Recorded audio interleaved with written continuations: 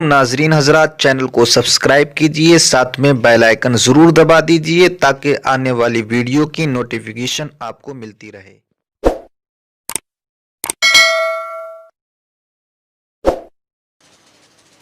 शादी और वलीमे के मौके पे आपकी बेटियां, बहनें और बीबियां जितने का पाउडर और लाली इस्तेमाल करती है, वो अगर किसी बेवा की झोली में चला जाए तो बेवा अपनी किसी बेटी को एक दुपट्टा उस पर डाल सकती है सर पर।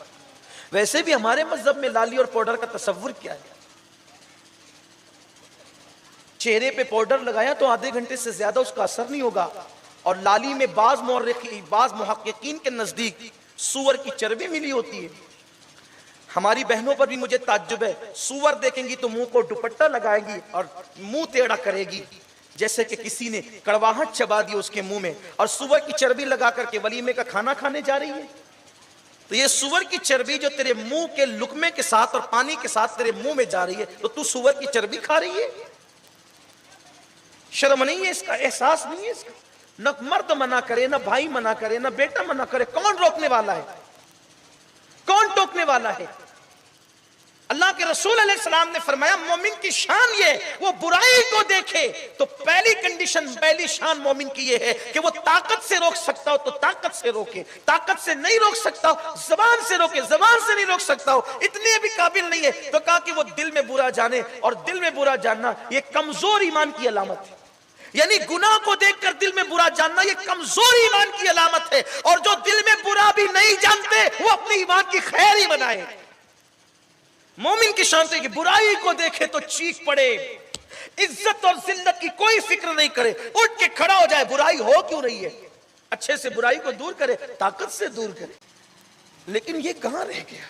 मैं अपनी बहनों को भी पैगाम देता हूं, माँ और बहनों को, ये जो बाज लोगों ने कह दिया कि, और बात समझ में भी आती है, मुहक्किकीन ने जो कहा ना, मैंने उसकी पूरी तहकीक पढ़ी, जिस मुहक्किक ने लिखा। वैसे मैं जल्दी से जब इन बातों पे यकीन नहीं करता, लेकिन कुछ तहकीक भी होती है। व्हाट्सएप पे अगर कोई डाल देना कि वो बिस्किट में फला चीज मिली है तो हम नहीं मानते, इसलिए कि किसी चीज की के हराम होने के लिए दलील कतई की जरूरत है। अखबारी खबरों से कोई चीज थोड़ी हराम होती है। लेकिन उस मुहक्किक ने ये लिखा कि दूसरे, क्योंकि इंसान की जो हरारत है वो 37 दर्जा सेंटीग्रेड है ना, इंसान के जिस्म की हरारत जो है। तो अगर बकरी या गाय या मुर्गी वगैरह की जो चर्बी, अगर मुर्गी की तो चर्बी कितनी होगी, लेकिन अगर ये चर्बी उसमें डाली जाए तो, और वो सुर्खी होठ पे लगाई जाए तो वो गर्मी की वजह से पिघल पिघल कर टपकेगी। वो जो हलाल जानवर उसकी चर्बी नरम होती है।